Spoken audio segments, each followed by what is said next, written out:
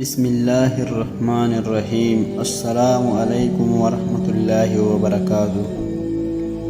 رسول اللہ صلی اللہ علیہ وآلہ وسلم نے ارشاد فرمایا کہ تم میں سے سب سے بہتر شخص وہ ہے جو اپنی بیوی کے لیے سب سے بہتر ہو، اور میں اپنا بیوی کے لیے سب سے بہتر ہوں۔ حضرت انس رضی اللہ عنہ تعالی عنہ سے روایت ہے،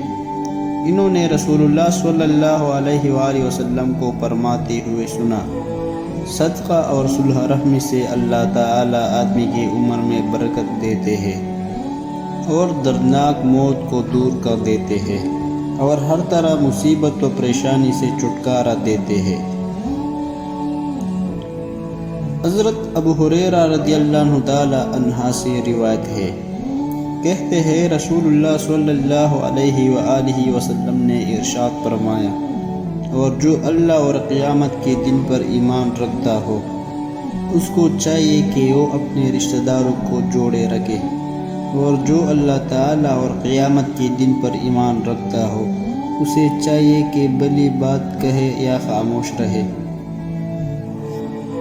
حضرت ابو سفیان رضی اللہ عنہ تعالی عنہ کی بیوی رسول اللہ صلی اللہ علیہ وآلہ وسلم سے آ کر کہنے لگی، اے اللہ کے رسول، ابو سفیان بہت کنجوس آدمی ہے،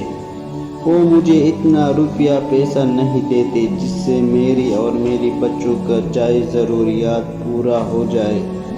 تو میں ضرورت کے بقدر ان کی جیب سے پیسہ نکال لیتی ہوں، میرا ایسا کرنا گناہ تو نہیں؟ آپ صلی اللہ علیہ وآلہ وسلم نے فرمایا، ضرورت کے بقدر لینے میں کوئی حرج نہیں، ہاں اس سے زیادہ نہ ہو۔ حضرت انس رضی اللہ عنہ تعالی عنہ سے روایت ہے،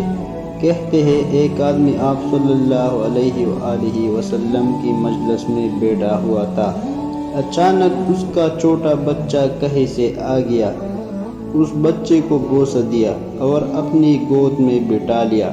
کچھ دیر کے بعد اس کی چھوٹی بچی بھی آ گئی، اس آدمی نے اپنے بچے کو بوس دیے بغیر بجائے گود میں مٹانے کی اپنی بغل میں بٹھا لیا۔